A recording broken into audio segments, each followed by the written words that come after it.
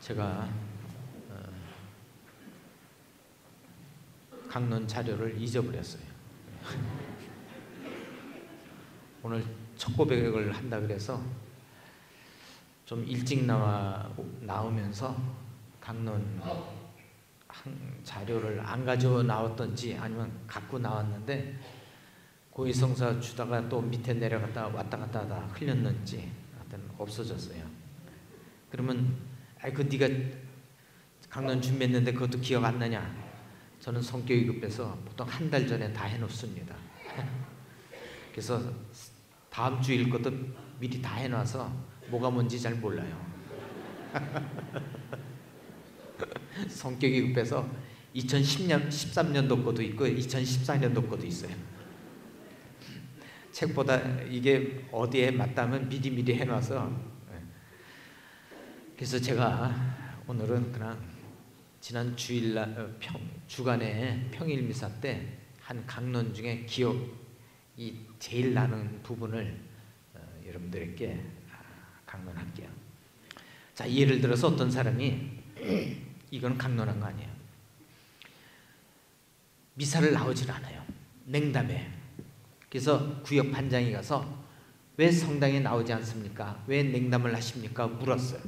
그랬더니 주임 신부가 강론 자리에 질질 흘리고 다니는 거 보고서 기분 나빠서 안 간다고. 그 사람이 그렇게 대답을 했어요. 그래서 반장이 그러면 주임 신부가 싫으면 부주임 신부님 미사를 가시죠. 그랬더니 그 미사는 불편해서 맞지가 않아서 난 부주임 미사는 안 간다고. 그러면 요 주변에 후곡이나 대화동 성당을 가시죠. 했더니 그건 멀어서 안 간다고. 이 사람의 문제는 주임 신부나 본당, 즉 외부의 문제가 아니라 본인의 문제예요. 그렇죠? 대화의 내용을 보면은 결국 남 탓하고 주변 탓하는 거예요. 그렇죠? 이런 경우에는 절대로 문제가 해결될 수가 없어요.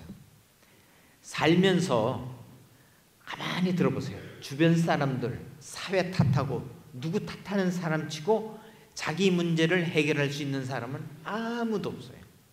결국 자기 문제를 해결할 수 있는 것은 자기의 안에서 해결을 해야 되는 거예요. 무슨 얘기인지 아시겠죠? 그런데 이런 자기 문제를 해결하려면 생각을 좀 하셔야 돼요. 생각. 근데 이 생각한다는 것이 얼마나 우리에게 영적으로도 영신생활에 도움이 되냐면 독일어에서 생각하다는 댕켄이에요. 댕켄. 그런데 댕켄에서 파생된 단어가 단켄이에요. 단켄. 이게 감사하다예요. 생각하다에서 파생된 단어가 감사하다예요. 그러니까 우리가 살아가면서 주변에 또 내 자신에 대해서 또 하느님에 대해서 감사할 수 있는 것은 생각을 해야 돼요. 생각을. 갑자기 돈이 뚝 떨어져가지고 감사합니다 이러면 좋겠는데 그런 일은 절대로 있을 수가 없어요. 복권도 연금 복권도 죽어도 되지도 않아요. 1,000원짜리나 될까 말까. 그래서 여러분이 한번 생각을 해보세요. 오늘 내가 이 자리에 있는 것을 생각해 보세요.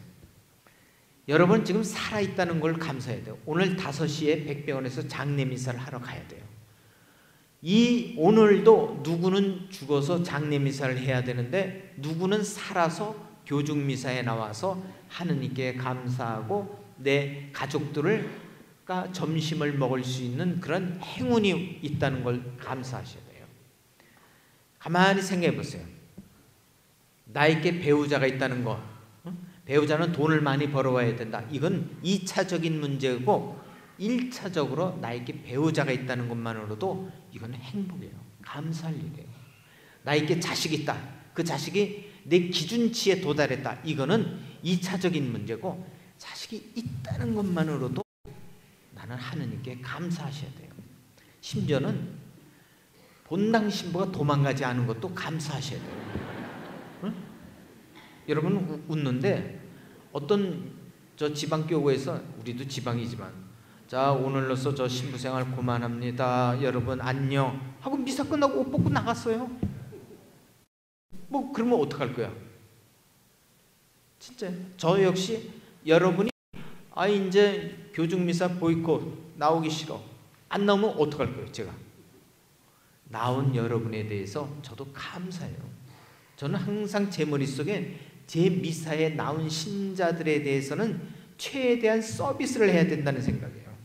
일단 내가 좋아서 온 사람이기 때문에 짜증을 내거나 그들에게 언짢은 마음 상하는 언어를 사용해서는 안 된다고 생각해요.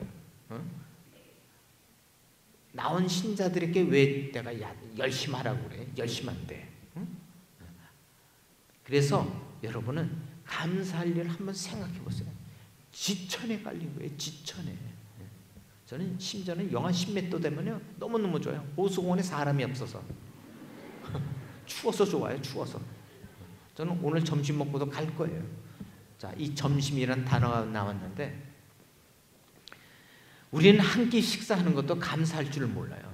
이 점심은 한자를 쓰면 점점자예요. 마음 심자.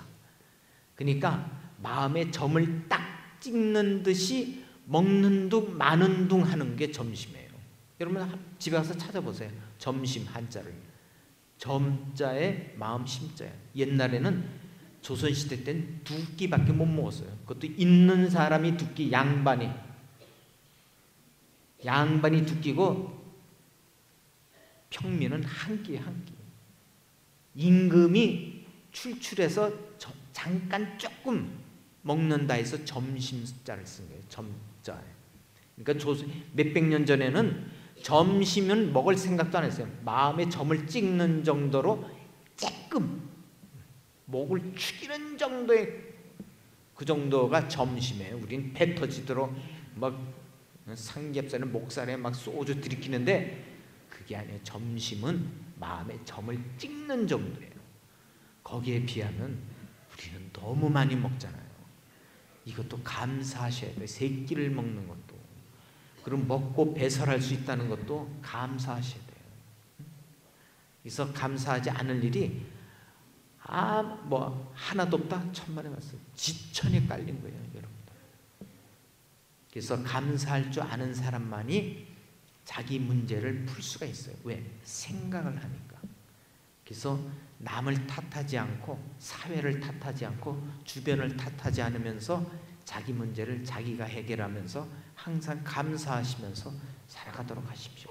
그럴 때 주변 사람들이 성당 다니는 무슨 자매는 뭔가 향기가 풍긴다.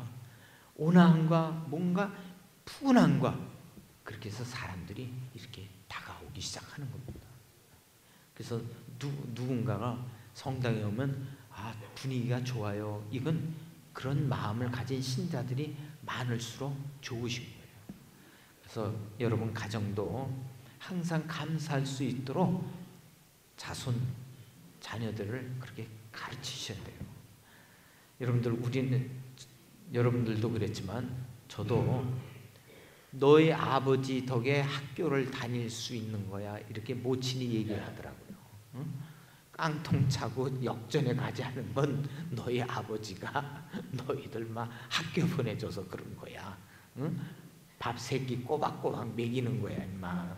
그렇게 가르치더라고요. 진짜 그래요. 어린 나이에도 진짜 그렇다 그랬어요. 그때 서울 역전에 가면 진짜 껌파리서부터 무지 덜덜하다 지게꾼서부터. 지금이야 뭐 그런 거 없지만. 그래서 생각하면 감사할 일이 지천에 깔렸다는 걸 꼭 기억하세요. 그럼 여러분들 중에 생각하면 우라통이 터져요. 그런 분도 있겠지만 생각해서 좋은 쪽으로. 아셨죠? 네, 오늘 강론은 횡설수설 했습니다. 죄송합니다. 다음부터는 강론 자료 잊어버리지 않고 꼭 챙겨오겠습니다.